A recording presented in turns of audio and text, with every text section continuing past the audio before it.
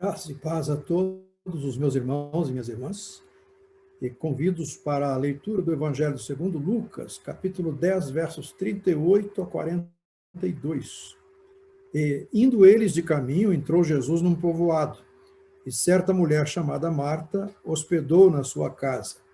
Tinha ela uma irmã chamada Maria, e esta quedava-se assentada aos pés do Senhor, a ouvir-lhe os ensinamentos. Marta agitava-se de um lado para outro, ocupada em muitos serviços. Então se aproximou de Jesus e disse: Senhor, não te importas de que minha irmã tenha deixado que eu fique a servir sozinha? Ordena-lhe, pois, que venha ajudar-me. Respondeu-lhe o Senhor: Marta, Marta, andas inquieta e te preocupas com muitas coisas. Entretanto, pouco é necessário, ou mesmo uma só coisa. Maria, pois, escolheu a boa parte, e esta não lhe será tirada. Meus prezados, este relato só se encontra no Evangelho de Lucas, a despeito de que Maria, Marta e seu irmão Lázaro são citados também no Evangelho de João. Ao longo dos séculos, a história de Maria e Marta tem oferecido lições muito importantes à Igreja e aos leitores do Evangelho de um modo geral. E para a nossa meditação nesta tarde, eu queria propor que nós pensássemos em torno de três lições que podemos extrair, dentre outras, mas 3 lições que podemos extrair desta passagem bíblica, deste episódio. A primeira lição é que Marta e Maria hospedaram Jesus em sua casa. Lendo o Evangelho de Lucas, a gente percebe que o Senhor Jesus estava numa viagem até longa em direção a Jerusalém. Passava ele por vilas, povoados, cidades, até que chegou a esse local onde residiam Marta e Maria. E, naturalmente, pressupõe-se que já eram conhecidos. Mas o destaque, e enquanto lição, o que aprendemos aqui, é que aquelas irmãs hospedaram o Senhor Jesus em sua própria residência. Estavam os corações estavam abertos, a casa estava aberta para acolher o Filho de Deus, para receber o Filho de Deus que passava por ali. Isso é muito importante para nós no nosso dia a dia. Precisamos estar de tal modo alertas para que, à medida que o Senhor Jesus, pelo seu Espírito, e também usando as instrumentalidades de que dispõe, à medida que percebemos que Ele está passando, que Ele está batendo a porta do nosso coração, que Ele deseja aprofundar a sua comunhão conosco, seu relacionamento conosco, nós devemos estar preparados para isso. Então, é muito importante esta primeira lição, é de termos nossos corações e nossas casas sempre abertos para o acolhimento ao Senhor Jesus, para a hospedagem ao Senhor Jesus na nossa comunhão, na nossa amizade, na nossa vida. A segunda lição que nós podemos extrair deste episódio é que Maria aproveitou a oportunidade para investir em seu crescimento espiritual. Na sua agenda daquele dia, Maria decidiu fazer esse tipo de escolha. Ela priorizou o investimento no seu crescimento espiritual. Afinal de contas, tinha consciência que estava em sua residência o maior dos mestres, o maior dos professores, o próprio Filho de Deus, o Salvador. Então, ela não quis perder aquela extraordinária, talvez única oportunidade de ter em sua própria casa, como hóspede, o próprio Filho de Deus. Maria, ela, em termos de perfil, a gente pode dizer que, com base em Lucas e no Evangelho de João, Maria era, sem dúvida, discípula e amiga de Jesus, era hospitaleira, também era intercessora, mulher de oração, tinha iniciativa e, porém, ocupava-se com as coisas essenciais na hora certa. Ocupava-se com as coisas essenciais na hora certa. A isso Jesus chamou de boa parte. Ela sabia discernir as oportunidades e discernir os afazeres. Ela também separava tempo para estar com Jesus e ouvir os seus ensinos. E numa oportunidade que teve, relatada no Evangelho de João, capítulo 12, ela expressou a sua adoração ao Senhor Jesus, ungindo os seus pés com um óleo muito valioso. Até afirma-se que Maria era mais contemplativa do que Marta.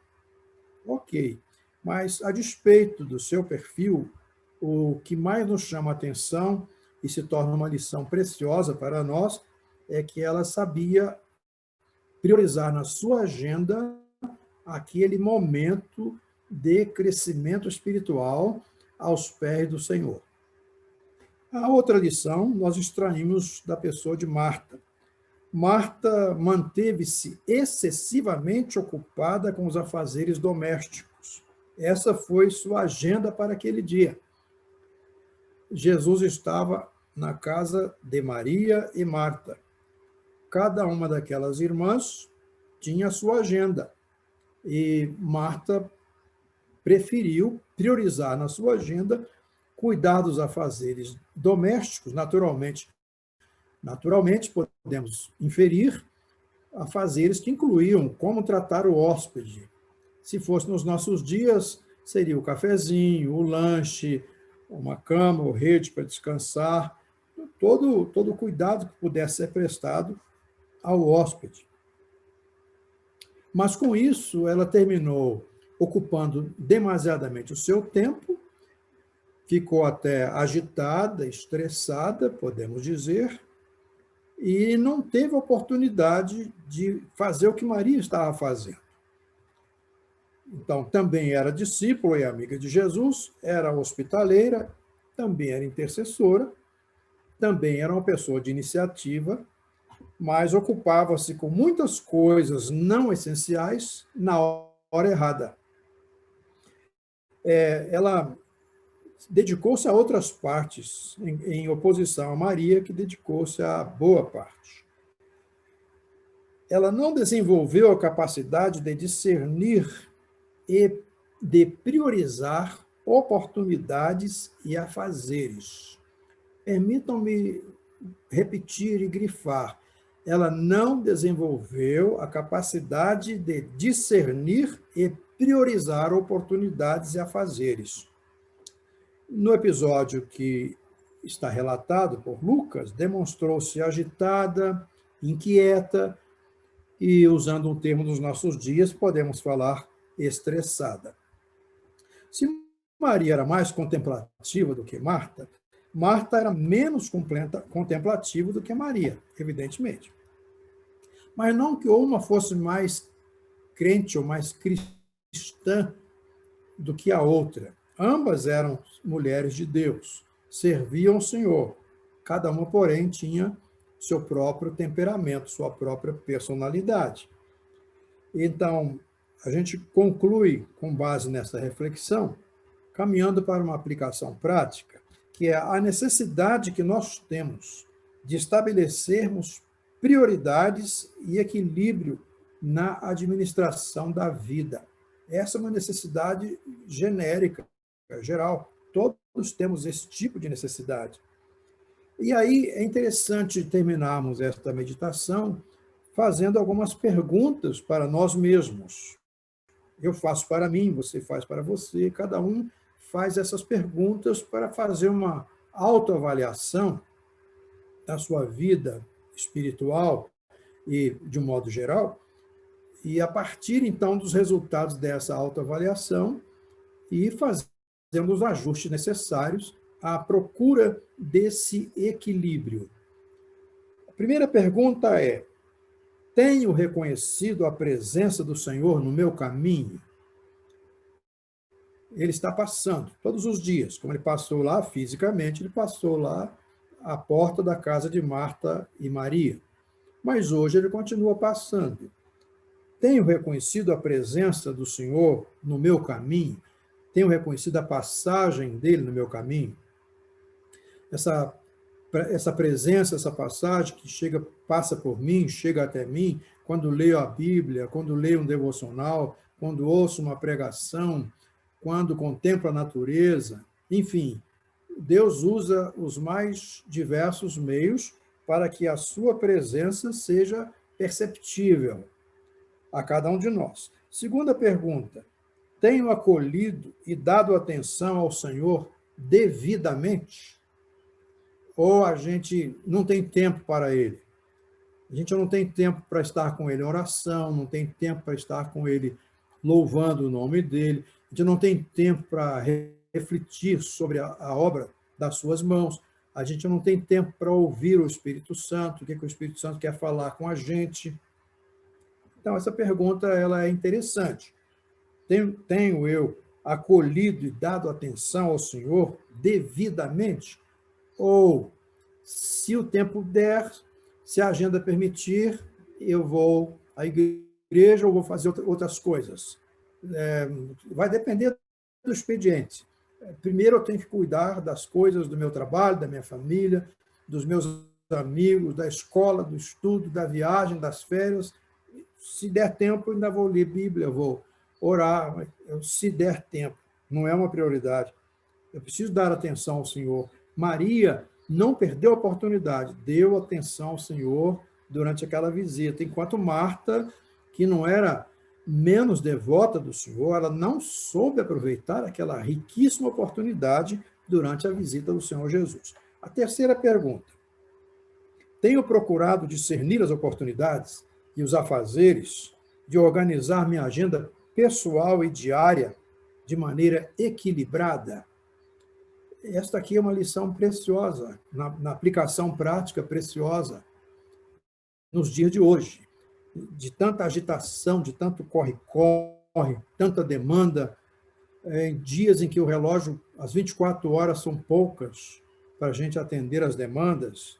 Isso é assim comigo, com você, com as crianças, com os jovens, com todo mundo. É uma vida muito corrida, muito agitada. Então, essa pergunta vem numa boa hora.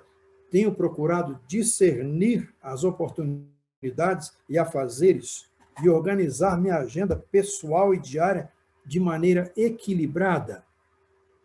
O que seria essa maneira equilibrada? Seria exatamente quando a gente pensa na atitude de Maria e na atitude de Marta. A gente poderia fazer uma composição das características delas, imaginando que seria o resultado final, seria exatamente o que a gente gostaria de obter na nossa própria vida. Não abrirmos mão da nossa devoção, do nosso momento preciosíssimo de estar com o Senhor, em oração, na leitura da Bíblia, na meditação, na comunhão da igreja e assim por diante, mas também não abrirmos mão de fazermos todo o serviço que nos for possível fazer, seja em casa, no trabalho, onde quer que a gente esteja. Então, unir, harmonizar essas ações não é nada tão fácil, daí então a importância da busca de um discernimento que Deus dá. E eu termino citando parte da oração de Moisés, que ele fez, que está lá no Salmo 90.